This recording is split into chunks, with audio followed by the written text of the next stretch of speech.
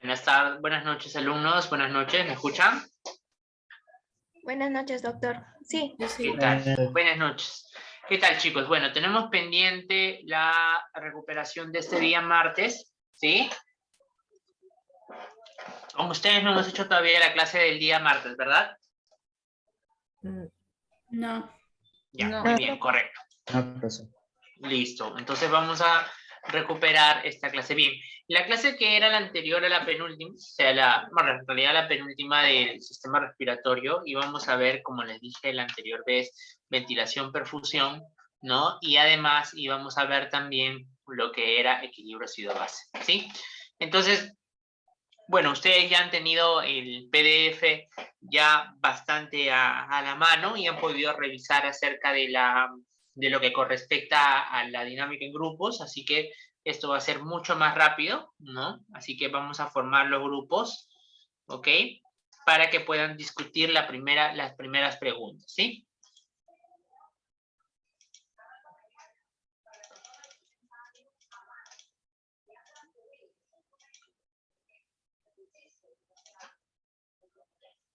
Pero vamos a ver dónde está.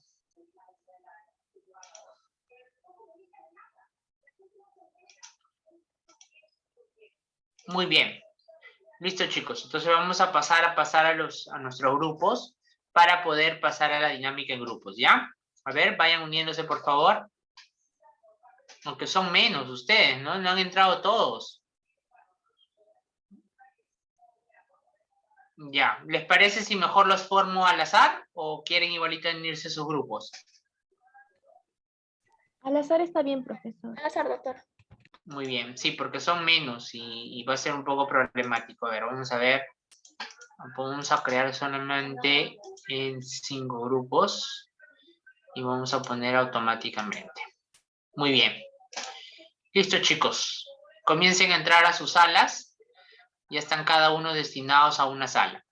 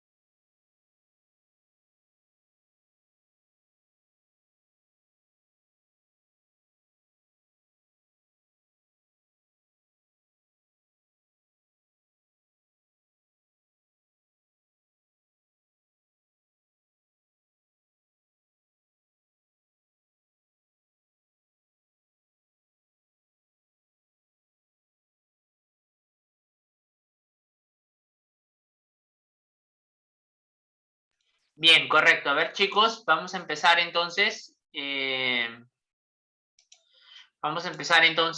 A ver, que el primer debate en grupos, vamos a discutirlo. ¿En qué consiste la circulación pulmonar? ¿Ya? A ver, vamos a ver. El primero nos va a decir el grupo número 2. El grupo número 2, por favor. Sí, doctor. Muy bien, le escuchamos, doctor. Sí, es un proceso que realiza un recorrido corto en comparación con la sistémica y en el cual intervienen los pulmones, el corazón, las venas y las arterias pulmonares. Consiste en oxigenar la sangre. Ya, correcto. A ver, ¿alguien más tiene alguna otra intervención aparte? A ver, ¿alguna otra parte?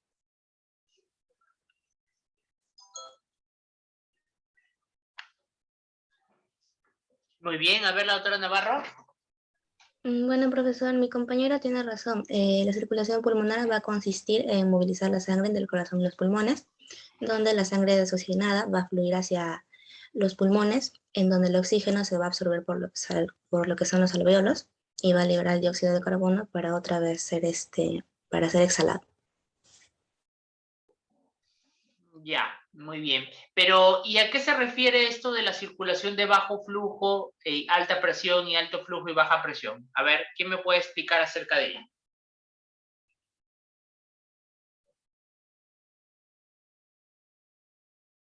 A ver, chicos, ¿han tenido las diapositivas desde antes ya para poder revisarlas? ¿Qué pueden explicar acerca de estas dos circulaciones? ¿O nadie ha leído nada?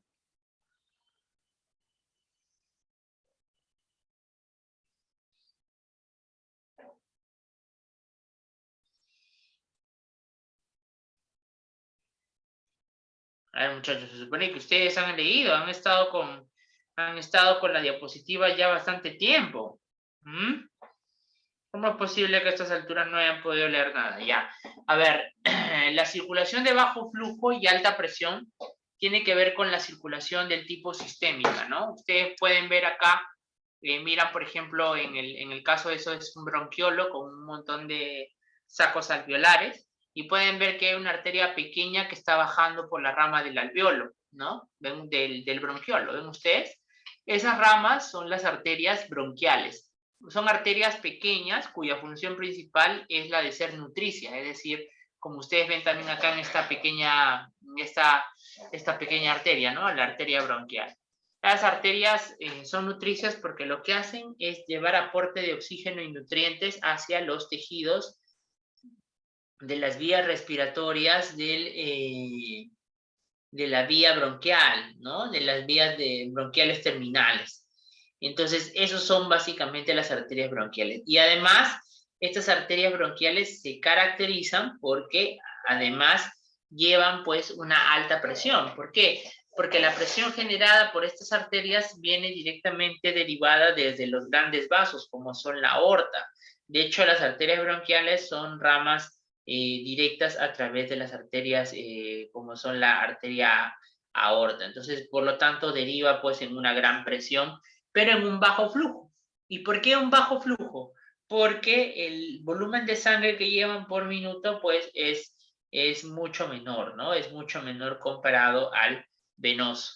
Entonces, por eso se conocen como arteria o circulación de bajo flujo, pero de alta presión, ¿sí?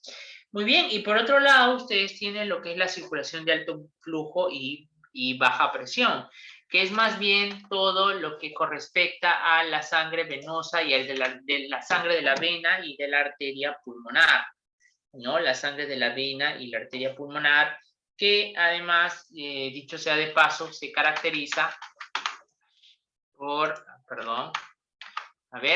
porque además se caracteriza disculpen chicos, creo que se ha pasado, ahí está, que además se caracteriza, ¿no? Por tener una gran cantidad o capacitancia de sangre, ¿no? De hecho, la propiedad de sus venas y sus arterias es que se distienden fácilmente ante el gran contenido de sangre, ¿no? Por lo que pueden llegar a contener en su interior una relativa gran capacidad de sangre. De hecho, funcionan inclusive a manera de reservorios de sangre en circunstancias patológicas, como por ejemplo en una hemorragia, ¿no? Pueden obtener a partir de ese reservorio una cantidad de sangre que necesitan. Si ustedes miran, el volumen de sangre es casi 9% del volumen total de sangre, ¿no? Y aproximadamente 70 mililitros de este, ¿no? Están prácticamente en lo que correspecta en los capilares pulmonares, ¿sí? Y hay que tener en cuenta que las presiones provenientes de ellos son básicamente pequeñas, son presiones bajas, la de la arteria y de la vena pulmonar. Miren ustedes, son 25 milímetros de mercurio, 2 milímetros de mercurio en el caso de las venas. No estamos hablando de presiones sumamente bajas, considerando que la presión arterial normal, sistólica, es de 120, 130, y en diástole es 90, 80, hablar de 25 milímetros de mercurio, de 0 a 1 milímetro de mercurio, estamos hablando de presiones sumamente muy por debajo de lo que habitualmente se tiene. Otro concepto importante a mencionar es el de la llamada autorregulación. ¿Y en qué consiste la autorregulación? La autorregulación es un proceso mediante el cual la circulación pulmonar, como ustedes pueden ver acá, cuando hay una ventilación pobre, es decir, un alveolo que está poco perfundido, poco ventilado, ¿no? El mecanismo de la autorregulación hace que los vasos sanguíneos que irrigan o que están perfundiendo esos alvéolos se vasoconstriñan. Y de esa forma lo que se logra es ahorrar, ¿no? Circulación o perfusión hacia alvéolos que sí estén correctamente ventilados. ¿Por qué?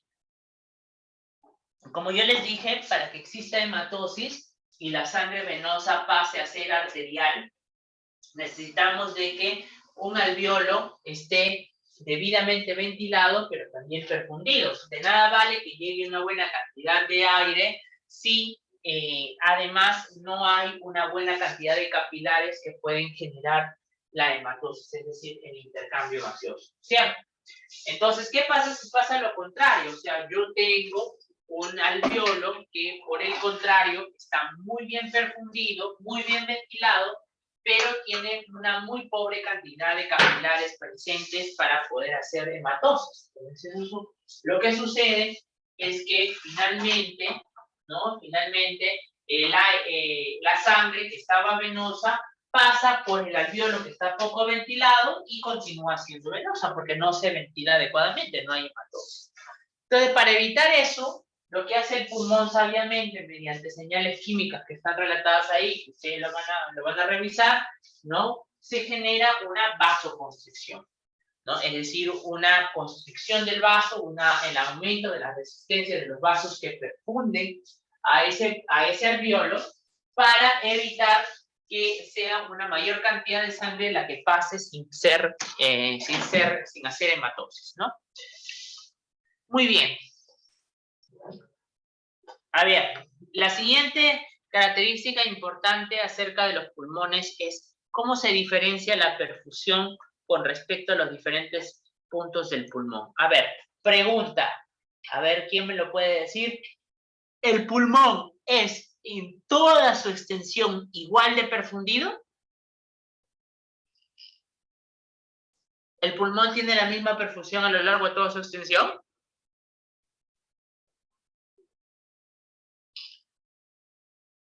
A ver, muchachos, respondan. Bueno, preguntaremos de Docracia entonces. A ver, Jesús Chávez. Profesor. Muy bien, doctor. A ver, ¿qué nos puedes decir? ¿Cómo es la perfusión en el parénquima pulmonar? ¿Es igual en todo el parénquima pulmonar o es diferente?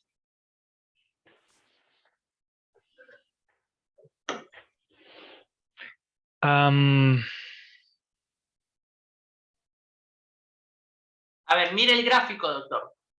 ¿Qué te dice el gráfico? Bueno, por lo que veo, en el momento cuando estamos haciendo ejercicios, podríamos decir que el flujo aumenta, más que estando sentados, estando ahí en descanso. Ya, ok, pero aparte otra cosa, ¿por qué esa curva? ¿Por qué ese aumento hacia arriba de las dos curvas? ¿Qué significa?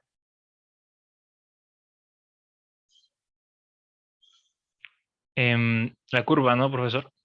Sí. ¿Por qué Puede hay ser esa curva? Ujú. que supongo que en el momento del ejercicio y demás, supongo que después de un rato va a ir decayendo, al menos eso es lo que yo pienso. ¿Qué significa la parte que dice niveles de pulmón?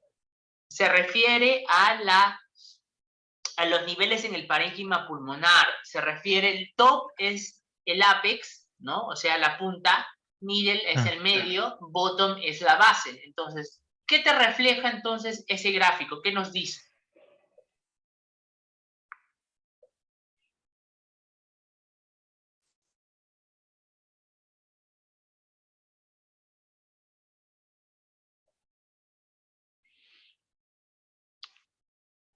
em,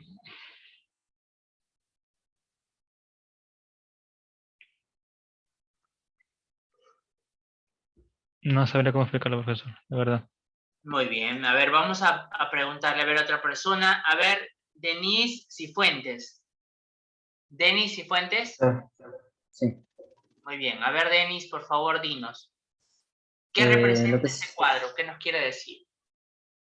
que en todo el pulmón no va a haber igual volumen de sangre, que va a ser mayor en el fondo que, claro, en la base que en la... Ya, a ver, Andrea Tarazona quiere a levantar la mano, ¿qué nos quiere explicar? Parece que el cuadro indica que los niveles de Andrea Tarazona. sangre cambian si una persona está en reposo o realizando algún tipo de esfuerzo físico. ¿Sí? Ya, claro, o sea, eso quiere decir que cuando está en reposo es el flujo sanguíneo. Blood flow es flujo sanguíneo. El flujo Correcto. sanguíneo, o sea, la perfusión es mayor durante el ejercicio que en el descanso. Ya, eso sí ha quedado claro porque la curva está por encima de estar en descanso. Pero, ¿qué significa esa curva donde aquí menciona que es acá el ápex y aquí es la base? ¿Qué quiere decir eso? ¿Dónde es mayor el flujo entonces? ¿Dónde es mayor la perfusión pulmonar? En el pulmón. ¿Dónde es mayor? Miren, chicos, miren el gráfico. A ver. la base. En la base, pues, en la La base. ¿Qué base. quiere decir? Que cuando una persona está en bipedestación, el pulmón está más perfundido en la base comparado al ápex. ¿Por qué? Por la gravedad. Y este gráfico lo que quiere decir es que si bien es cierto, durante el ejercicio uno aumenta el flujo sanguíneo pulmonar y por lo tanto la perfusión, la relación entre mayor perfusión en la base comparado al ápex se mantiene a pesar de que en total aumenta igual el flujo. ¿Ven ustedes? Eso es lo que quiere decir ese gráfico. Muy bien, entonces en base a esto último que hemos hablado, vamos a pasar a la siguiente debate en grupos. ¿Ya? Por favor, respondan bien, respondan porque esto han tenido ustedes el material para poder revisarlo, ¿no? Con todas las preguntas y las respuestas. O sea, se supone que en teoría ustedes deben haber venido acá preparados a la clase. Muy bien, ahora vamos a empezar entonces el debate en grupos.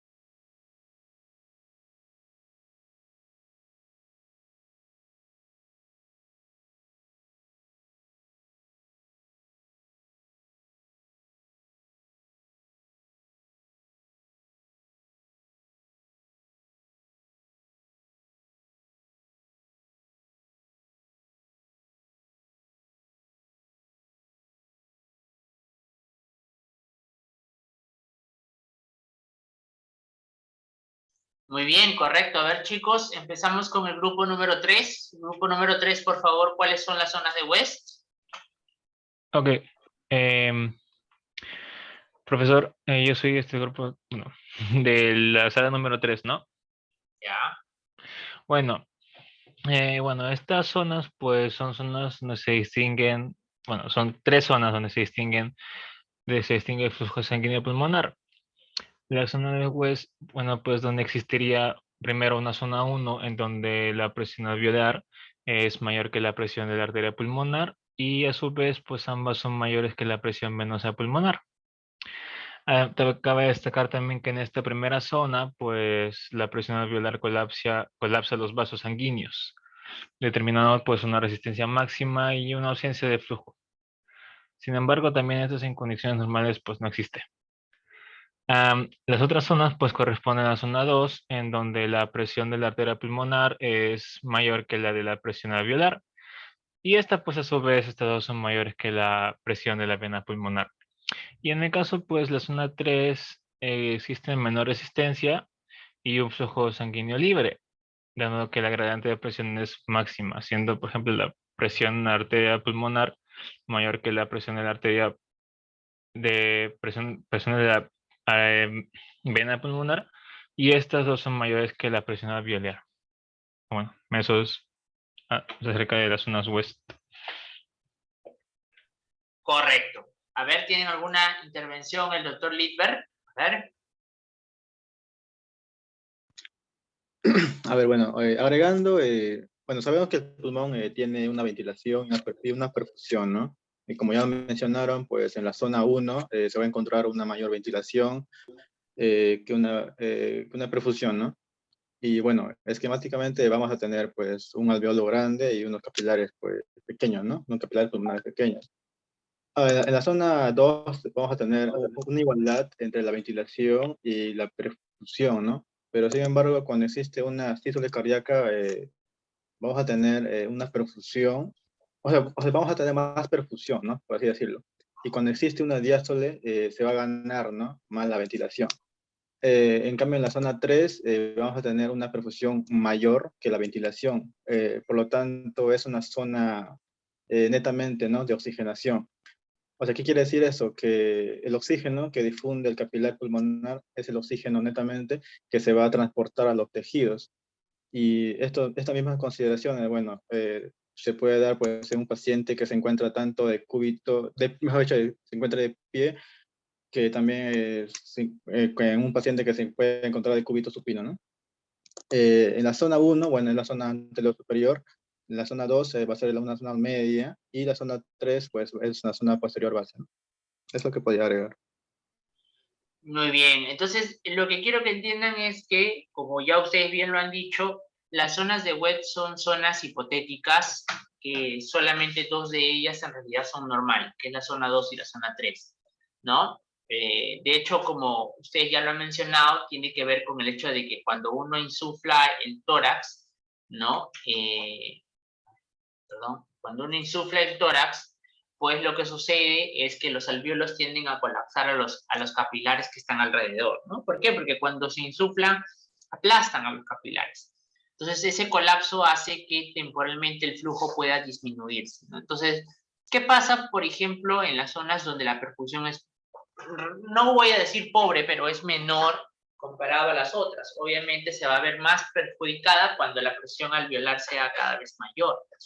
Entonces, la zona 1, que es la que está más cerca al ápex, dice de que cuando se insufla, la presión alveolar es mayor a la presión del capilar. Sin embargo, como ustedes saben, al final del día, realmente la presión en los vasos sanguíneos tiende a ser bimodal a nivel de la sístole y de la diástole. Ustedes saben que durante la sístole, los vasos sanguíneos tienen una mayor presión comparado a durante la diástole, que es menor. Entonces, ¿qué establece la zona 1? Dice que como la perfusión ahí es pobre, tanto durante la sístole como durante la diástole, la perfusión siempre va a ser menor que la presión alveolar y por lo tanto no va a haber perfusión. En la zona 2 se establece que es nivel intermedio, por lo tanto aquí solo durante la sístole, que es el pico más alto de presión, es donde va a haber perfusión, y la zona 3, que es la zona ideal, aquí la presión de la perfusión siempre le gana la presión de la ventilación, y por lo tanto hay siempre muy buena perfusión. Entonces, ¿qué nos dice? Lo que nos dijo el doctor es muy cierto. Normalmente de las zonas de West solo existen verdaderamente la 2 y la 3, porque la 1 solo existe en estados patológicos, ¿no? Esto está para que lo revisen, algunos conceptos, ¿no? Y finalmente el concepto de ventilación-perfusión, ¿no? De la relación ventilación-perfusión. Así como uno toma en cuenta la ventilación, también la perfusión también tiene que tener en cuenta la ventilación.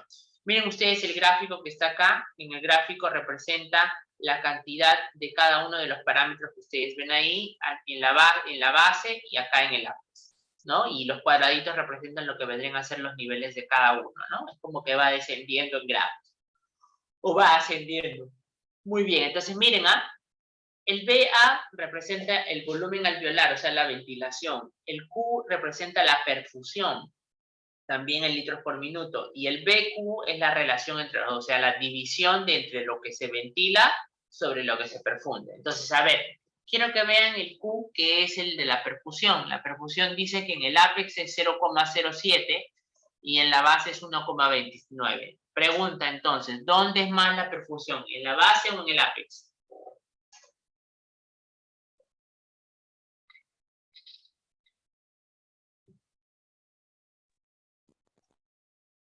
Hola, chicos, respondan. ¿Dónde es la mayor la perfusión? Lo acabamos de decir, muchachos. En Vamos. la base. Ay, La perdón. base. En la base. En la base, ¿no? En la base, correcto. En la base. Y la ventilación, miren ustedes, la ventilación nos dice 0,24 en el ápex y 0,82 en la base. Pregunta, ¿dónde es mayor la ventilación?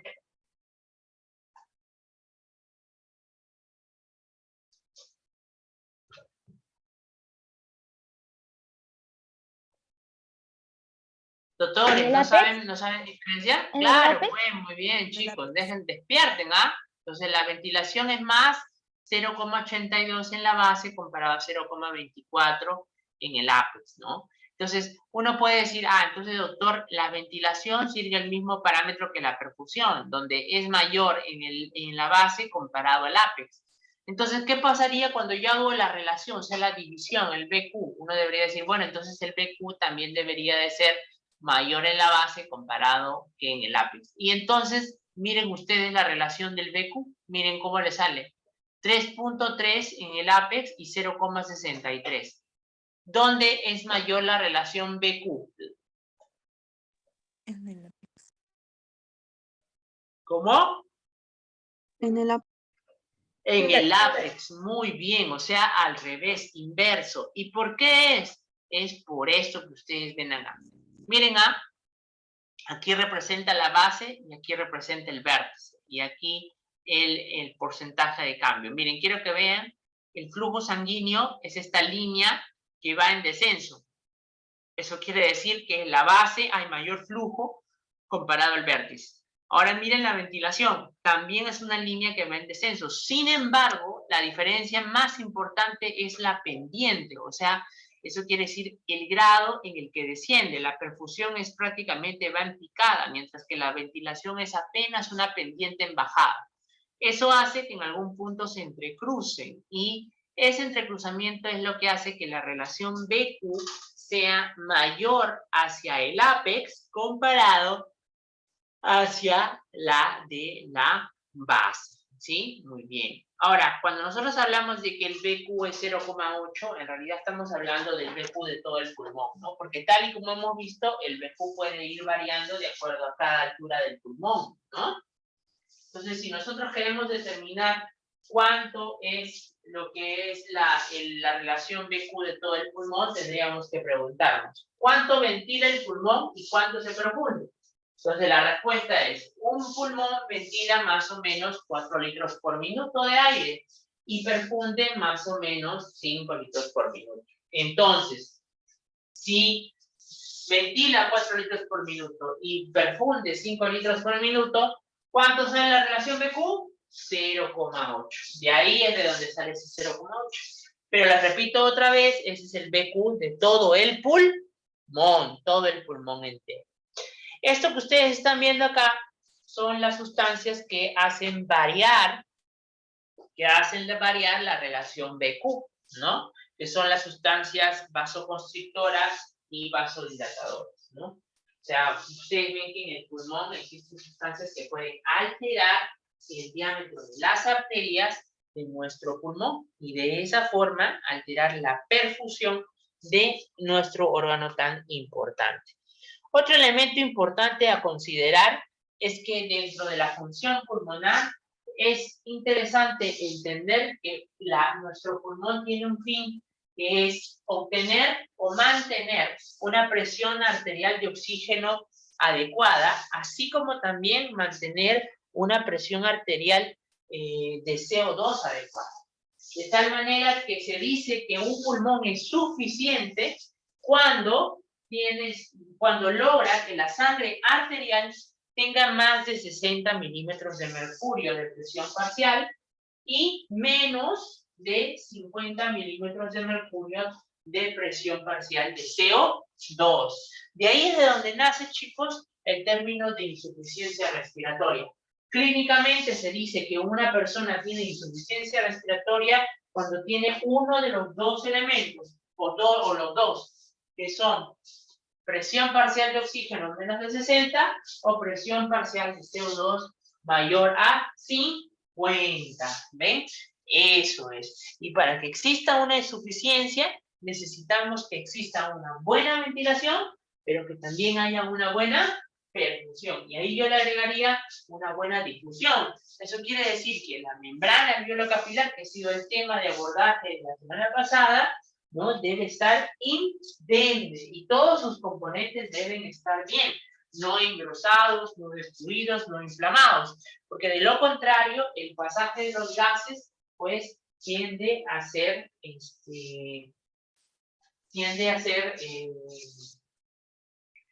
dificultoso y va a haber una insuficiencia respiratoria. Otro elemento importante a conocer es, miren ustedes, quiero que vean el gráfico de acá. Este gráfico nos relata y nos aporta acerca de que cómo la ventilación pasa a través de un alveolo, de un bronquiolo y luego un alveolo, y en el interior el oxígeno, su presión parcial es más o menos 102 y la presión parcial de CO2 es 40. Cuando el alveolo llega acá, se encuentra con una red de capilares con alto contenido venoso, porque tiene presión parcial de 40 de oxígeno y 46 de CO2. Entonces, ¿qué pasa? Que cuando se encuentran los dos, gracias a una barrera alveolo-capilar indemne y a que hay una gradiente de presiones, este se iguala a este, y miren ustedes, pasa luego de este alveolo perfundido y ventilado, hace hematosis, y miren ustedes cómo termina el contenido de la sangre, en la misma concentración de lo que había en la cama de los alveolos. ¿Se dan cuenta? Entonces, ¿qué creen que pasará cuando yo, por ejemplo, no tengo un alveolo ventilado o no tengo un alveolo perfundido? Obviamente la sangre de aquí no va a llegar a este punto, no va a llegar en menor grado. Eso, doctores, eso es lo que se llaman, esas alteraciones pueden producirse y generar problemas para mantener una adecuada presión parcial de oxígeno de CO2. Por ejemplo, aquí, ¿no? Miren ustedes este gráfico del de abajo que nos habla de que aquí hay una obstrucción de este capilar que no permite que esté perfundido. Como no está perfundido, entonces, por lo tanto, puede estar muy bien ventilado, pero no estar perfundido, no hay hematosis.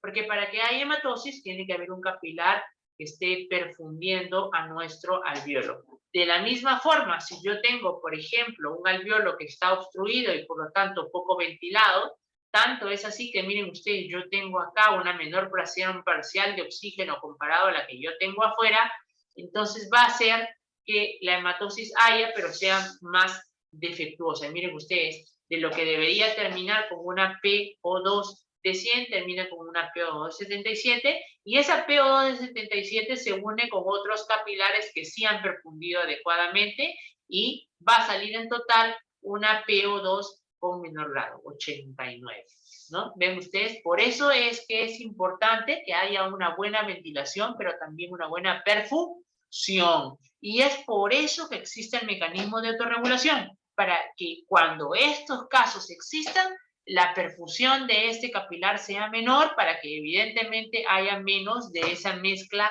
de sangre venosa con arterial. ¿Cómo se llama eso? Se llama shunt o cortocircuito.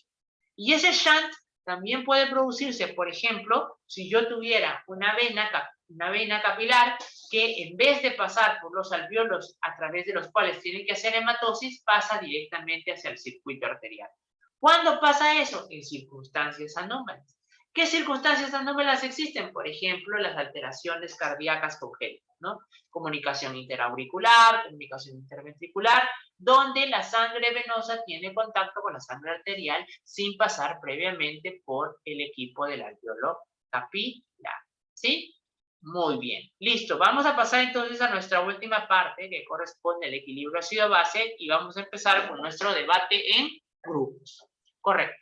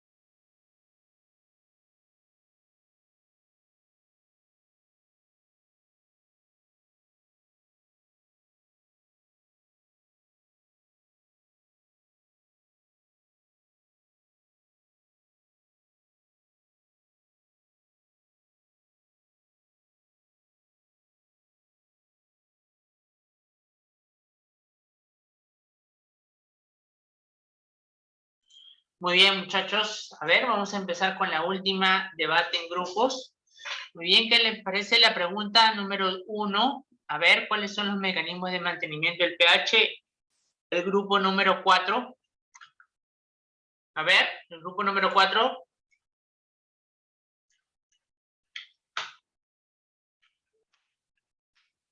Grupo número 4, chicos. Grupo número 4.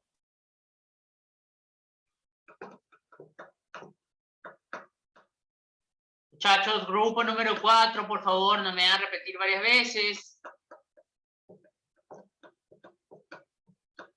¿No hay nadie del grupo número 4?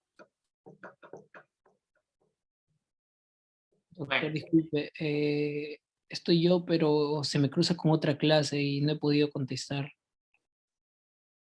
Ya, a ver, otro grupo que quiera que pueda participar, a ver.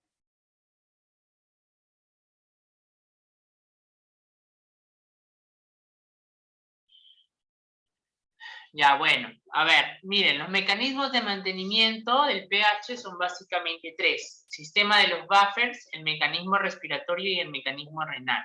El mecanismo de los buffers básicamente tiene que ver con sustancias que son capaces de hacer titulación, o sea, de poder amortiguar los hidrogeniones presentes en la sangre, ¿no? Ustedes ya más o menos por química saben eso. No lo vamos a hablar mucho acá porque en realidad eso compete más a la parte de nefro. Y la parte del mecanismo respiratorio tiene que ver con la capacidad del sistema respiratorio con intervenir en el control del pH. Y el mecanismo renal, que eso lo vamos a ver en nefro. ¿Ya? Miren ustedes, ¿cómo funciona?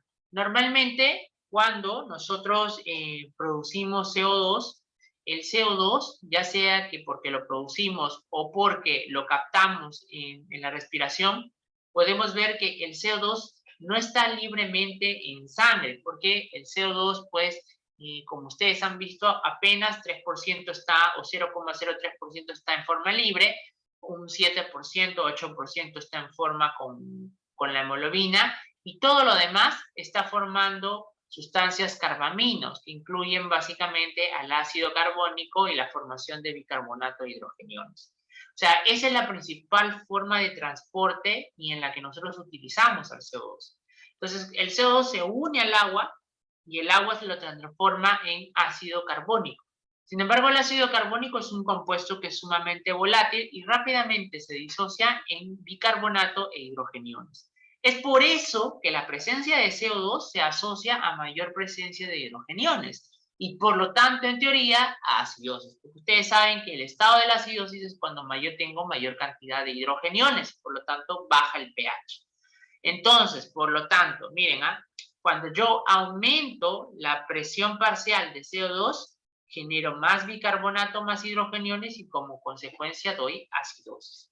Y cuando yo bajo las presiones parciales de CO2, estoy disminuyendo el hidrogenión y por lo tanto genero alcalosis. Y de la misma forma, este mecanismo que se entiende por qué produce cuando uno aumenta o baja el CO2, entendemos así también por qué es que ante los desequilibrios ácido-base, o sea, cuando hay una acidosis o una alcalosis, sobre todo metabólica, ¿no? Es decir, que hay un problema con el riñón o con los electrolitos, ¿no? La respuesta tiende a ser respiratoria. ¿Por qué? Porque ya el organismo sabe que mientras mayor presión parcial de CO2 haya, mayor cantidad de hidrogeniones en teoría van a haber. Entonces, ¿cuál es la forma en la que el sistema respiratorio interviene en el equilibrio ácido-base? Porque, por ejemplo, cuando hay un estado de acidosis, el pulmón lo permite bajar las concentraciones, mejor dicho, la presión parcial de CO2, ¿no? Para de esa forma indirectamente disminuir los hidrogeniones y de esa forma mejorar el estado de acidemia. ¿Y cómo lo logras? Bueno, el pulmón genera un gatillo o un estímulo de hiperventilación, ¿no? Los estados de acidosis generan hiperventilación. ¿Y para qué? Para que al ventilar más rápido saca CO2 del cuerpo y más rápido baja el hidrogenión consecuencia del CO2. Y de lo contrario, cuando yo tengo estado de alcalosis, ¿no? O sea, de baja concentración de hidrogeniones, pues entonces lo que hago es hipoventilo. Porque al hipoventilar, yo retengo mayor cantidad de CO2, como consecuencia mayor cantidad de hidrogeniones.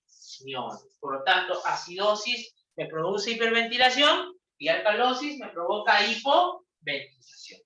¿Sí? ¿Correcto? ¿Han entendido, chicos? ¿Quedó claro? Sí, profesor, quedó claro. Correcto. Entonces acuérdense porque los principales estímulos de la ventilación son el oxígeno, ¿no? Los hidrogeniones y el CO2. El primer estímulo más importante es el CO2. Acuérdense, el estímulo más importante en orden de importancia es primero el CO2, luego el pH y al final es el oxígeno, ¿no? Aunque parezca paradójico, pero así es, ¿no? El más relevante, el que más sensibilidad tiene a estimular la ventilación es el CO2, el segundo el pH y el tercero el oxígeno, ¿ya? Muy bien, chicos, hasta aquí entonces nos hemos quedado. Esto era básicamente lo que habíamos hecho para el día martes. No sé si alguno tiene alguna pregunta o duda.